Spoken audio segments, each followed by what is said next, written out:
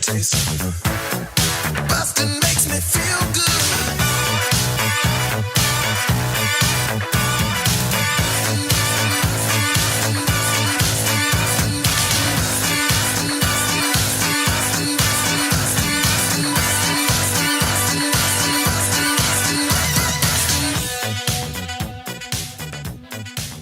All right.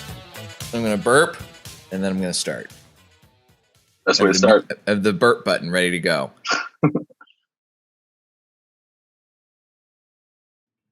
See, there you go.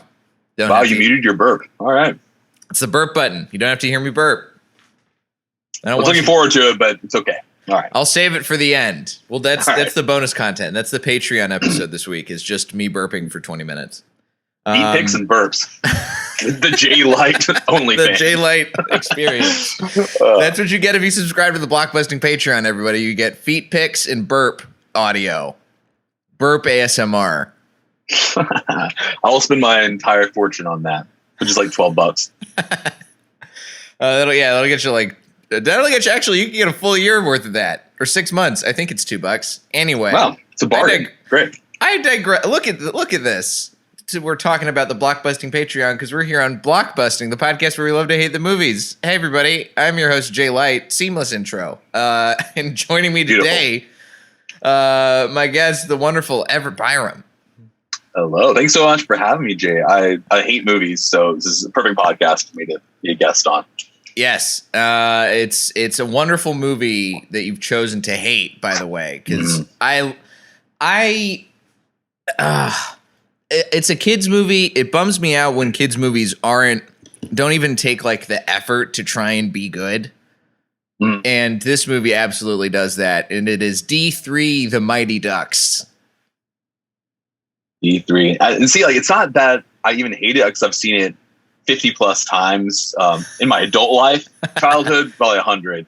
But it's just that it's, as far as trilogies go, it's one of my favorite trilogies, but it was like, the goodness of it was cut short at D3 because D1 and D2 were phenomenal movies. Yeah, phenomenal, outstanding. And D3 kind of shit the bed a little. Yeah, and you shit the Zamboni, dude. I can only imagine if you're somebody who's watched this movie a bunch as a child and as an adult, you have a really fine-tuned vision of where this movie went wrong. Because this is the first time when I was watching it yesterday to prep, this is the first time I'd ever seen it. I'd seen Mighty Ducks. I'd seen D2. You know, I remember when the Bash Brothers showed up and the Knuckle Puck became a thing. I remember finding out as an adult that I somehow glossed over the fact that Emilio Estevez is an alcoholic and that's why he had to join up in the first place to do his community service. It's so relatable. I get that. Look, I understand. Look, I'll probably see him in a meeting, but this movie really just is the lowest effort possible into making a movie involving the Mighty Ducks. And also, Emilio Estevez is the star of this movie. He gets top billing. He pulls like a Dame Judi Dench in Shakespeare in Love in this movie and is only in there for 15 minutes. Yep, that's been my first point on why this movie sucks, because he's largely absent. Besides, like, one, like, his like star like shining scene was when he was just being like all litigious and doing all this like pro bono lawyer work about the scholarships for some like high school, a private high school, and like all these old like members of the board of this high school that like they're so into this high school for whatever reason, like their legacy or whatever, and they're like, they really want these like skanky kids from Minneapolis or wherever to get the fuck out of there because they don't belong with Eden Hall. Like, they're not warriors, they're ducks. Right. And of course, the adults that are like 60 years old live their entire life. What they care about is the legacy of their school being tainted by these skanks, basically. Yes. But Gordon Bombay goes in there and he rips them a new one. He's like, no, these kids do belong here. And he uses all his lawyer alcoholic skills from the past, and he saves the day, really. Right. Which, by the way, his lawyer alcoholic skills barely on display even in that sequence. Because all he says is, you don't have any cause to get rid of these kids' scholarships, and I'm going to tie you up in legal battle for years. Yeah. You're gonna be. And they're like, oh shucks, our plans were foiled. Oh, he's got us. Like, yeah, he wasn't even being a great lawyer. He was threatening to be a great lawyer. Yeah, he just literally at one point he says, "I'm very good. I'm very good at being a lawyer." And they're all whispering like, "Oh shit, he's really good. He just said so." Yeah. Like, that's a lot of power. So you got to give it to him for that. But that's another point I wanted to bring up about why this movie just doesn't hold up, doesn't hold a candle to the first two. Mm-hmm. All right, let's get this straight. For a kids movie, Gordon Bombay is a sex man. He is a fuck freak. He loves to fuck, you know? Yes. First movie, he's all like grooming Charlie Conway to get with the mom. And he works at a diner and stuff. Classic, like, single mom. Not even that hot, but like he like, oh yeah, Charlie, you're the best kid. You're the best. He's a like moderate, like decent player, probably like 70 overall. If this is like NHL 92, yeah, whatever. Yeah, and NHL hits. I mean, he went through that much trouble and just to get with the mom, and I think he used his like lawyer background as a manipulative tool. Yes. Yeah. Well, because he's sort of a villain, but also he has to go through his redemption arc in the first movie to become the hero coach that everybody, that we all know is deep inside him as Gordon Bombay. Right. And you think that redemption arc is over. No, he's got more to do in the second movie. He gets all full of himself because he has like headshots taken and like professional pictures of him like promoting a hockey brand for children or whatever. And he thinks it's a big shot. They even played the song Mr. Big Shot or Mr. Big Stuff, something like that. Really cheesy song, but it basically like the song kind of like reinforced the narrative of like what he was doing. This is D2. This is good. This is the good stuff I'm talking about. Right. And so in D2, he upped his fuck game by not only getting with Michelle McKay, the team's tutor, who was like kind of hot. She was fine. But then the Iceland lady, like she was like bananas hot, like smoking blonde. That's who he wanted. Like I don't think he spoke to Michelle McKay again after that. He was like, no, I'm done with this. It's time for the Iceland lady. And he even got caught by the Bash brothers.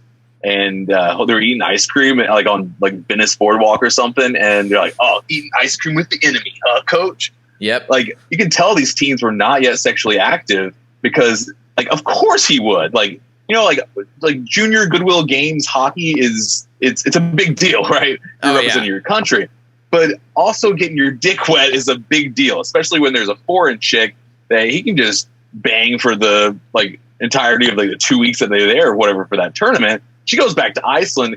He can go back to Charlie's mom, the tutor. Like he's got a plan, and it's pretty sinister. Yeah. And then all of a sudden we get to now we've passed all of these places. That's the good stuff. Yeah. That's the good stuff is over. Good stuff's done. We get to D3, which starts off with, they won the Goodwill Games. They are awarded JV hockey scholarships to this prep school, Eden Hall Academy. And Coach Bombay attended it, and he's like super stoked on them going there. And then all of a sudden, Coach Gordon Bombay, who, again, Emilio Estevez, top billing in this movie, talks to Charlie and says, hey, I'm not coming with you guys. I got offered a position with the Goodwill Games, so I'm splitting. Bye-bye. And then Charlie's all like, but Disney is paying you millions. You're the top billed cast member, and you're just going to be gone? Like, and he's like, honestly, let me explain to you how billing works in the movie, kid. Yeah, I don't know. The Disney execs should have stepped in there. But I have a theory that there was no Junior Goodwill Games committee or whatever he was joining. He was planning to be largely absent from the D3 experience due to his rigorous fuck schedule. He probably found like after winning the Junior Goodwill Games, he's a pussy magnet. He's got to be swimming in single mom puss. Yeah, every woman in Minneapolis is gonna be like, wow, he went to LA once and he coached some kids and beat the mean team of 30-year-olds that where they were playing against from Iceland, and so they just won him after that. But yeah, he just dips out. I mean, I won't let my wife watch that movie because I think she would leave me for Gordon Bombay, the character that Emilio Estevez played. You know, yeah, he's smooth. He's real smooth. And we have so now the movie, instead of becoming watching Gordon Bombay learn to handle his lawyer alcoholic fuck powers for good and help coach kids across the finish line. Now we have to watch a bunch of shitty kids who think they're hot shit and kind of are a little bit until, I mean, there's one so of the many Junior Goodwill games. All right, that's a big deal. But here's the thing. So they get brought in. They have this coach who's like a former NHL player who all of them hate, even though he's supposed to be. Even coach, he gets the Gordon Bombay seal of approval. He's like, look, this guy, me and him, we go way back. All right, we came up together. He's great. Trust this man. Everybody immediately distrusts this man because he's not Gordon Bombay. And they don't, they fight. They don't listen to him, and he really plays hard ass. He keeps them from going. He's like, you guys got to get out of the locker room in 15 minutes. You're not allowed to say quack. You're not even allowed to reference that you're ducks. Like total hard ass, and that's I think was detrimental to the film itself because Gordon Bombay had that comic relief even when they were like heavy parts, and the kids like played into that too. Even when they were at odds, they would play off each other with the humor, and it was feel good. And this is just it's a conflict that we'd never seen before, which I think Disney maybe was just trying to broaden the deepness of the movie, and but it didn't work. We need that coach and player dynamic where they're not at odds, and if they are, it's funny. This wasn't funny. It was just tension. Yeah, this isn't fucking Rudy or Moneyball. We didn't sign up to watch D3 The Mighty Ducks because we wanted to watch disagreements that are dramatic between the players and the coaches. We wanted to watch people, fat guy skating. We wanted to watch fat guy skating down a street, which is great. Exactly. It's hilarious. And yeah, you don't get that. We don't want to watch good hockey players. We want to see a ragtag group of individuals that shouldn't make it. Yeah. But they do. They overcome all odds and they win these Junior Goodwill games. It's huge. And also, a little sidebar, in the first movie, I love how the paper was always the local newspaper was covering these games, not even championships, but just the individual games of this Pee Wee hockey league. It's District 5. How many districts are there in Minnesota or Minneapolis, the city? And who knows? I mean, if I can imagine good journalism. I grew up in Texas. In Texas, they cover all of the high school football for there's I think 7 divisions of high school football. Okay. And reading the Fort Worth Star-Telegram, they covered all of it, which they didn't have to. That's just good journalism. It's just good journalism. They care about I'm sure Minnesota hockey for children is the same as football for children. Yeah. With I get probably less head injuries and more fighting. It's a great time. Yeah, but kids love fighting. Kids love fighting. That's why you put them in hockey and football. Yeah. But okay, so we are speaking of how much people care about hockey in this movie. The reason why the kids lose their scholarships at the end of the movie, or almost lose their scholarships, is because they have poor performance over the course of the season. But we never actually see them play more than one hockey game that actually counts for the whole season. Yeah, I think they had some big lead where they were showboating, and they end up making it be a tie. They didn't even have a loss on their schedule. They went up by 10 points, and they were doing all the tricks. They were doing the knuckle puck. They were doing the flying V, and Goldberg was doing his thing, being a fat goalie, and everything was funniest goalie of all time. Yeah. Well, because Julie the Cat Gaffney from Bangor, Maine, she's a great goaltender. Don't get me wrong, but she isn't as funny as Goldberg. Right. You can't beat a fat kid in terms of comedy. Hilarious. Fat guy always wins.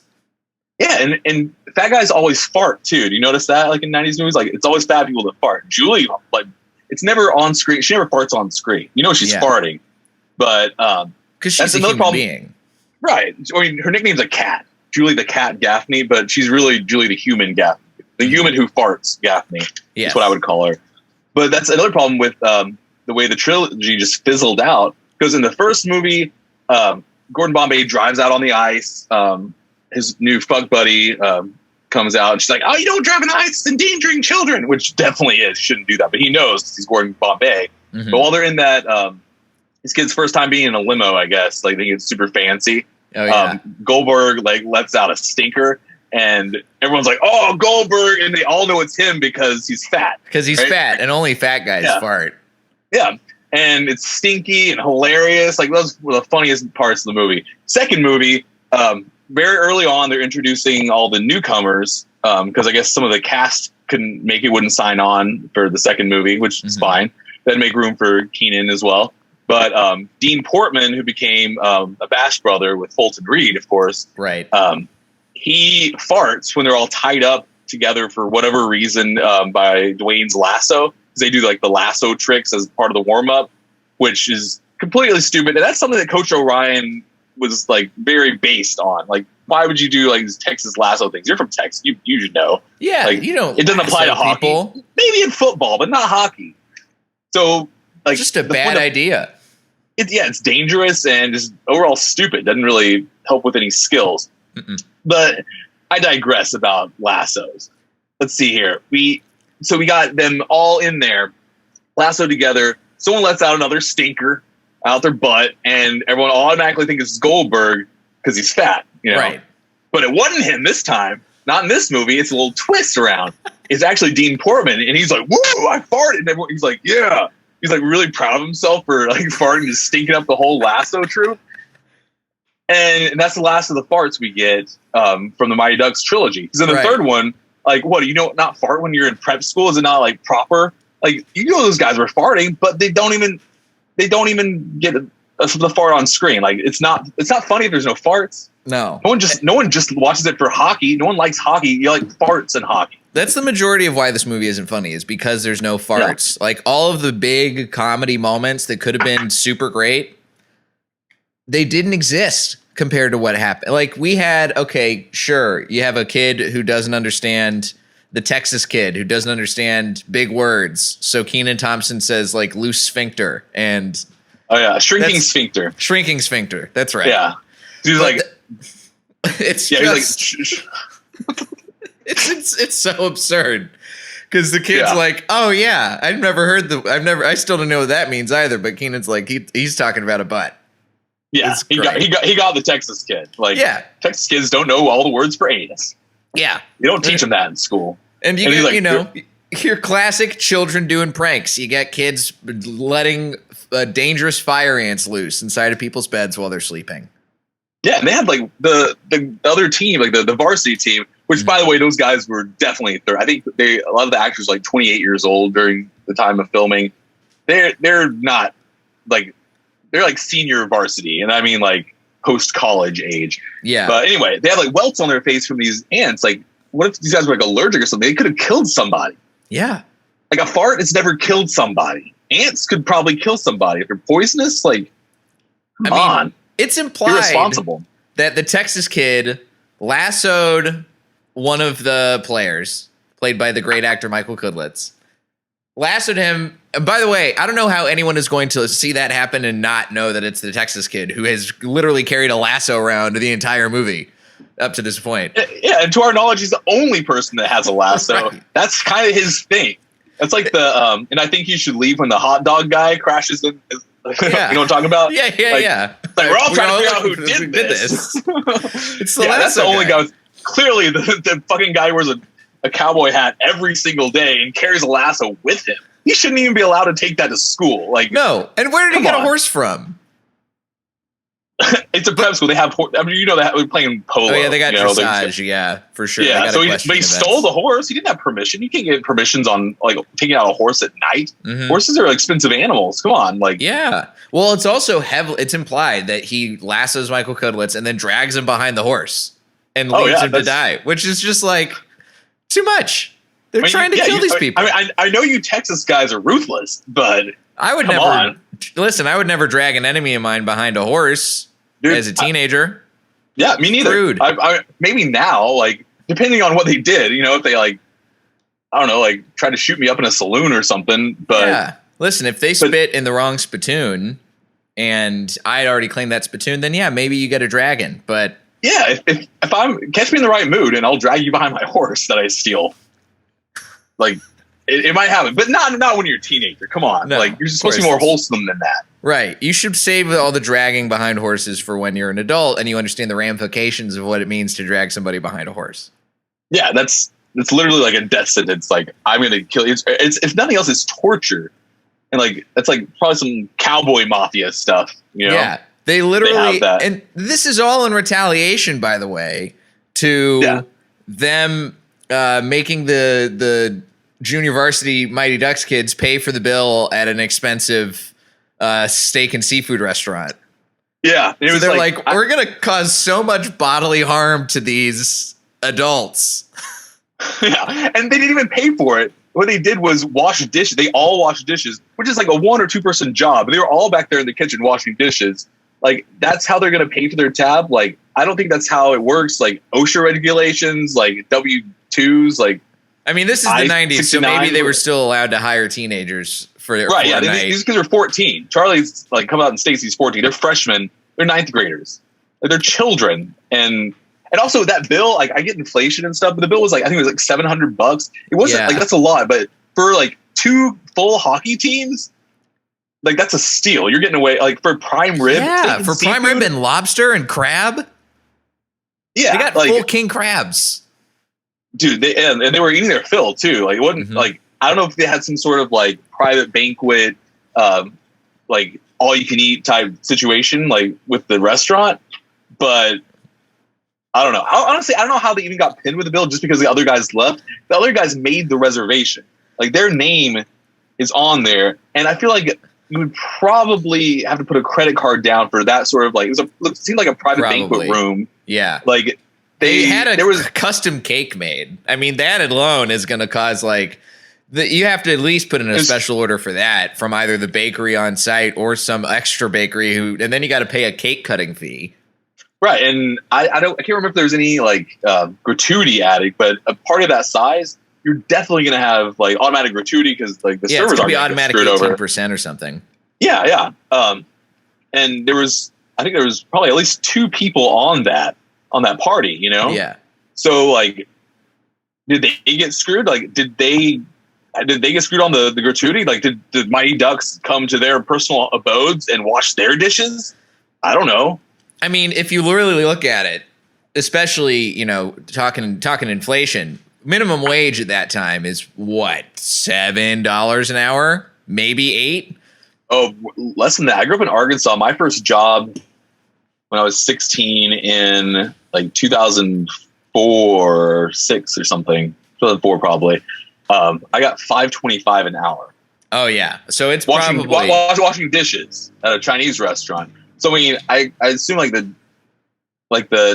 Chinese to steak and seafood like discrepancy of pay for dishwashers isn't that high, right? Like, also, it's not like a fine dining restaurant where like as a waiter you get a higher baseline minimum because you have to know more stuff than at like a Chili's or a TGI Fridays or a PF Chang's to keep it in the Chinese food realm. Right. Yeah. That's but you don't have to have the extra dishwashing training. No. Right. It's got to be able to spray stuff. So there's no way that these kids would be making enough to pay off that bill in one night of washing dishes and cleaning the restaurant. Right. And having all of them work at the same time, like counting against their labor on the books, like that, it's not viable, not economically viable. And you make them do they have to, fill out a W-2 or a W-9? Are they independent contractors? Is this taxed? Right. Yeah. Like, I think the IRS should be investigating this steak and seafood establishment and their questionable ethics. Yeah. Well, it's got to be a tax shelter. I mean, that's the biggest problem I did have with this movie is that, like, kids' movies I think kids' movies are allowed to have some license in terms of, like, doing stuff that doesn't make 100% logical sense. 100% of the time, because it's a kids movie. Kids' brains are crazy and they don't really give a shit about logic necessarily. Yeah, you'll believe stuff of the time. and you don't care about like IRS or taxation, like right. like evasion, you know, like you just take it as it is, you know? But the thing with D3 the Mighty Ducks is that it takes so much license to have stuff that doesn't make sense the entire way through. Like this scene doesn't make any fucking sense. The fact that the kids who are about to lose their scholarships because they tied one game and never played any other games the entire rest of the season, all of a sudden that means that they're worthy of losing their scholarships because they played one game and it was a tie, even after they scored 10 points. Yeah, and it's not even that their grades were bad, because it showed them actually learning and getting their grades up, because in the words of Coach O'Ryan, if it's not B's or better, then you're riding the pine pony, which means the bench. Yes. I mean, they even talked about kids being A students. The announcer, the plucky announcer kid who clearly did all of his lines in ADR in a voice booth, he was talking about, you know, Connie Moreau, she's a straight A student. Julie the Cat Gaffney, great goalie and straight A student. He did his research on his peers. Why was that guy? Was he getting paid for that? Another like questionable. I don't know, man. He was announcing every game, and that we know of anyway. And he was on the radio as well. And he was just doing this by himself, like a 14-year-old kid, like basically running his own, like the equivalent of like a sports podcast, a live sports podcast today. Yeah. And he's also like his own, like this commentator stuff. And first of all, you don't have that live at the game, really, like over the speakers and everything. That's kind of like a separate, like it's a whole separate broadcast system. Yeah. Yeah. And like, it's just, that was something as a kid I noticed too. That was one of my problems. Like as a kid, I even had that, like, because I watched a bunch of hockey and sports as a kid. Like I know how this stuff works, and it's crazy. And this kid was like producing this all by himself. It seemed like, which is that's just too much to put on a 15-year-old kid. You can't expect somebody to produce like multiple levels of broadcast and keep track of the score. Yeah, and even if he did, like, why is he put in charge of that? There's like some severe nepotism going on. Like, who is his dad? His dad was like clearly one of the people on the board. The board, yeah, exactly. I think solve that mystery. Also, another weird element. So in the very end in the game, so they have to win their scholarship, or not win their scholarship, but they have to prove their worth as a team in the big JV versus varsity game. And this is when the coach, we finally find out why Coach Bombay loves this Coach O'Ryan, because he has a daughter who's paraplegic from a car accident. And you have to show off Charlie Conway. Hey, don't be a dick to this guy. His daughter's paralyzed. Yeah, like he's been through a lot, but I'm not going to tell you that until it's like kind of too late and your relationship with him is like extremely fractured. Yeah. Like Bombay could have been like, he was in so much of a hurry to go have sex with all these crazy women that he couldn't just bring that up to Charlie. Like, hey, this new guy's really good. Bit of a hard ass. Might say the words pine pony, which is kind of weird. But he has a disabled daughter and he did it all for her. Like he is working hard. He's a family guy. He's good. Like he could have told Charlie that and he would have had way more like sympathy for him and understanding going in. Mm-hmm. And that was just like Bombay's horniness just getting in the way. Right. And that's why you never trust. You shouldn't trust a horny lawyer. He's not going to give you the full facts. No, he's going to leave some stuff under the radar. He is a Eden Hall Academy high school alumni. So that's why they even gave him time of day in there. But I think he was doing that with extremely selfish motives. Like he didn't want his name at Eden Hall tarnished. I was like, oh, he brought in all these like hockey players that are undefeated, just have ties and straight A students, but we're going to kick him out of here. Like he didn't want his name tarnished by all these like bad seeds, which basically it's because they're inner city kids and basically just skanks. And these fuckers at Eden Hall are a bunch of cake eaters. Which I had never heard that term ever in the history of cinema or on the street until Mighty Ducks. where Jesse Hall, who's one of the best players on the team, he and his brother in the movie, who's actually Jussie Smollett, who is a disgraced actor.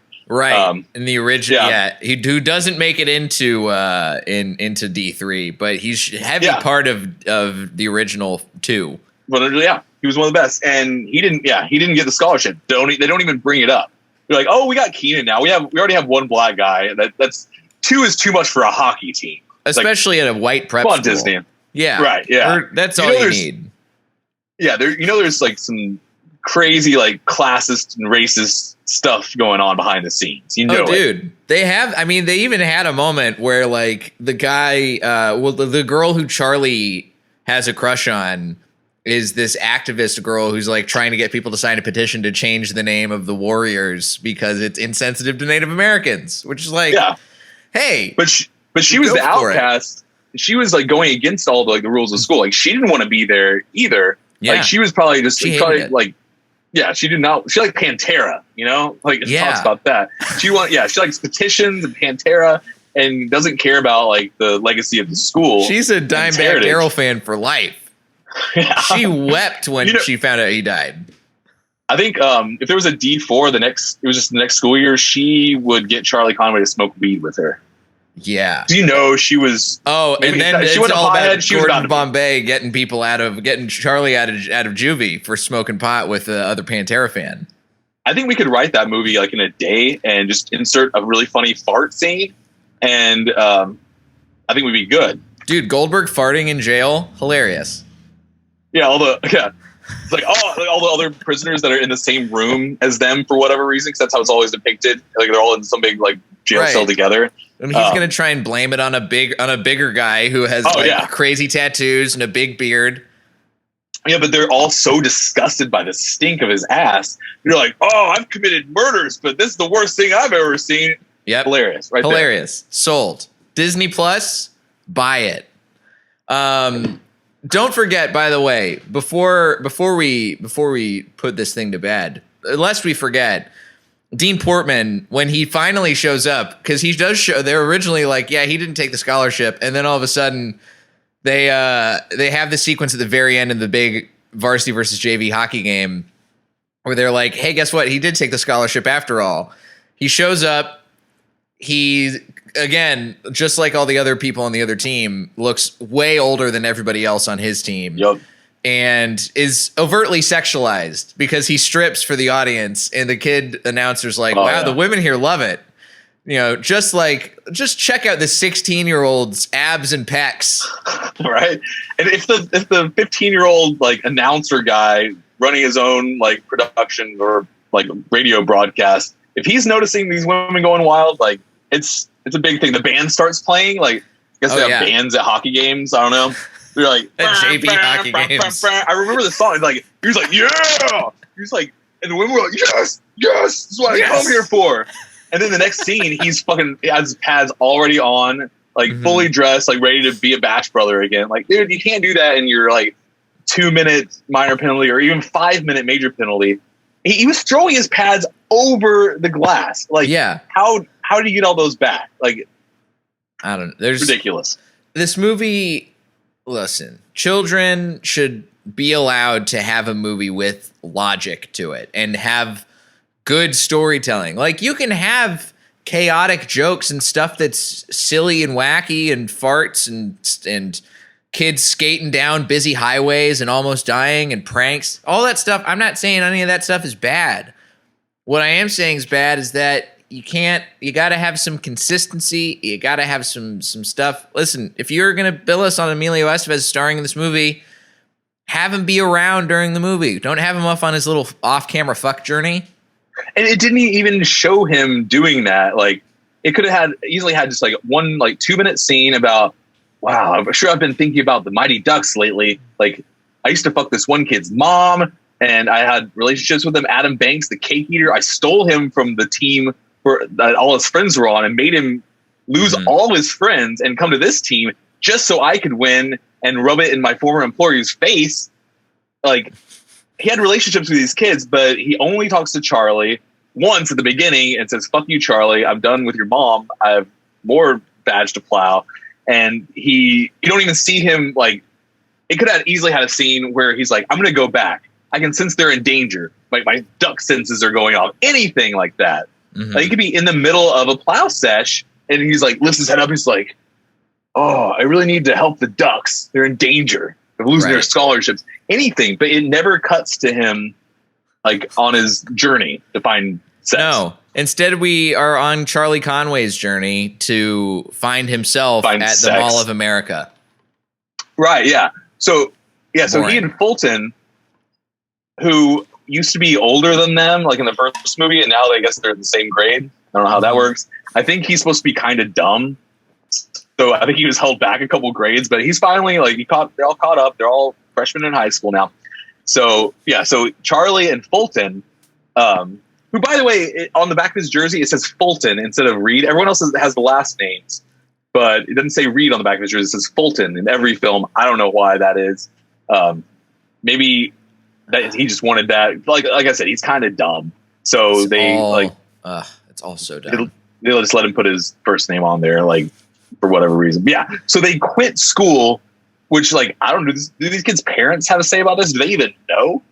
But they somehow have all this money to, like, go to the amusement parks and get chili cheese fries, and, like, every day they're just hanging out. Like Charlie's mom works at a diner. I don't think she has like the money to give him like all this like allowance so he can quit school and go to amusement parks. You know, like, even in the 90s, it's got to be like $20 at least to get in there. Like, when I was that age, I never had $20. Like, that's not every day. And to get food at the amusement park, which they just barf up for going on the roller coaster anyway. It's a total waste. I mean, don't forget, they also still have to pay off that bill from the big fancy restaurant, which they definitely haven't finished paying off. No, how long were they even kept there? Like, washing dishes? Like, surely the restaurant was gonna close. All this should be done.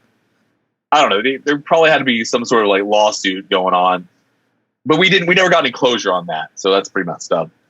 The pinnacle of reviews for this movie, by the way, which was critically panned, comes from Roger Ebert, who I tend to disagree with a lot, and on this I don't disagree with him, but he's one of the big names in film review. So I mean, and I think this movie, this is his top line quote from his 1-star review of D3 The Mighty Ducks. D3 The Mighty Ducks is the first movie title I've seen that correctly predicts its grade on Entertainment Weekly's movie report card. A D. Oh, brutal. Brutal. Oh, how did Disney even like come back from that? Listen to this. I would have quit making movies. Cogent analysis.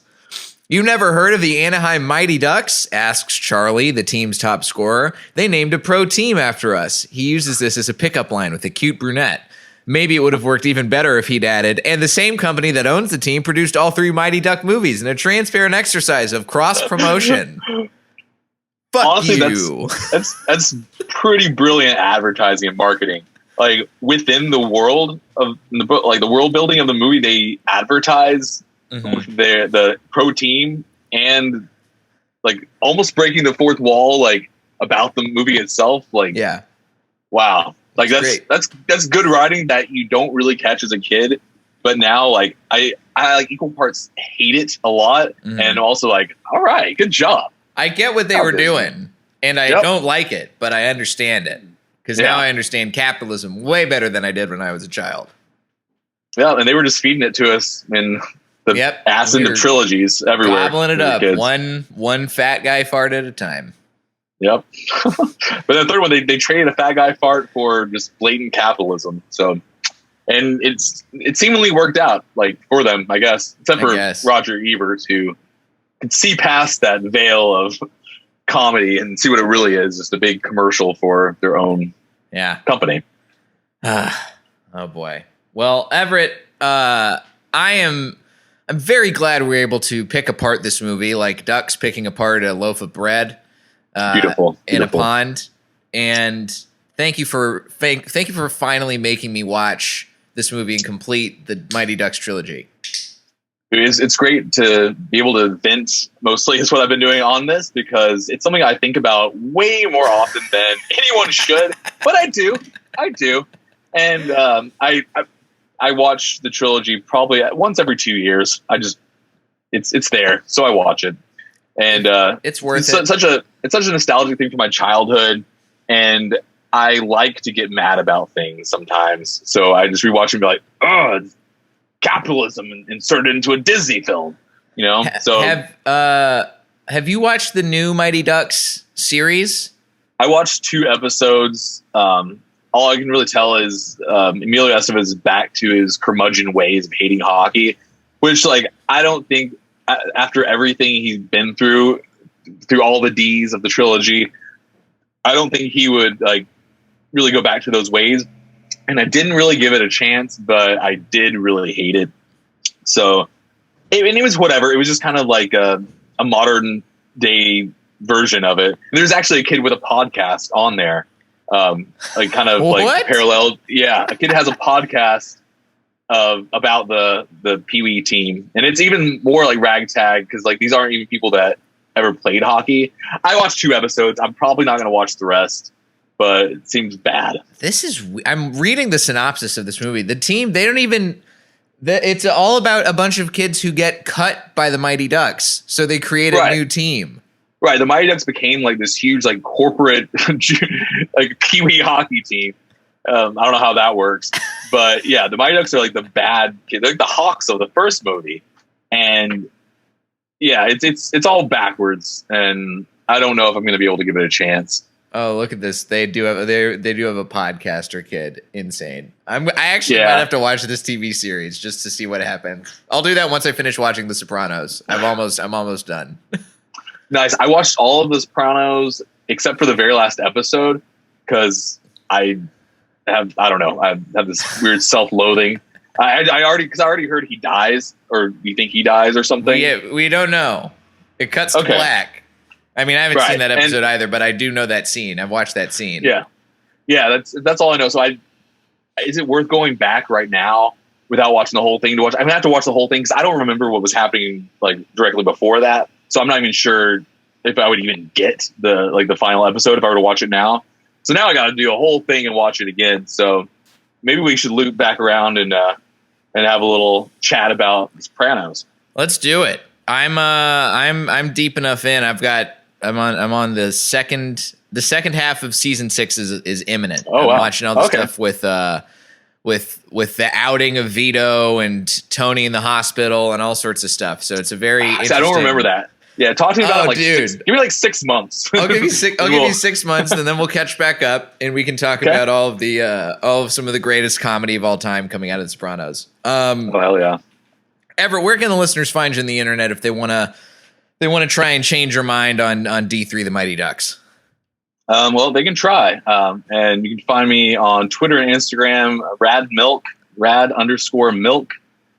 There's some accounts like 10 years ago that never posted, some like Japanese person with rad milk without the underscore. So now I am the owner of the baneful underscore. So yeah, you can find me at rad milk online, and I'm always there. I'm never logging off. I'm on the internet way too much, and I feel like there is a lack of Mighty Ducks discourse on there. So that's what I like to provide when I'm online. Well, that's what we get to do today, and I'm glad we get to continue the Mighty Ducks discourse and keep on quacking about it. You see what I did there? I did. Bringing it in for a landing. Quack. And Coach Orion, he didn't even give that a chance. He's like, "Wait, what is this, guys? Is this something you guys do because you're the Ducks?" Oh yeah. He didn't care. He was like, "Knock that off!" Like he's mean about it. Bullshit. The Ducks are like this. Yeah, like, and Gordon didn't even tell him because they were old friends, best friends. Like, hey, we do this little thing. We say quack instead of go team or whatever. Mm-hmm. And like, he didn't even warn him. I feel like, yeah, Emilio Estevez's communication was just so poor due to his hornitude. Yeah. Too horny to care. Yeah. And that's what the ultimate detriment of the Mighty Ducks D3 fell on. He wanted the to D should stand for detriment. It all comes full circle. Ducks, Dick, and Detriment. That's the Mighty Ducks. That's the real Mighty Ducks story. Name of the game. Those are the 3 Ds and D3. You can find me at Diet J on Twitter and Instagram, jlightcomedy.com for show dates, both live and live streamed. And if you like the podcast, tell a friend, leave a review on iTunes, and consider subscribing to the Patreon, where you get bonus episodes and access to my whole film library if you pony up enough cash. And this has been Blockbusting. Everett, thanks again, dude. Dude, thanks for having me. Like I said, I love to vent about Mighty Ducks stuff that I don't agree with. So I had a great time. It was a great time for me, too. This has been Blockbusting. Go see something good for a change.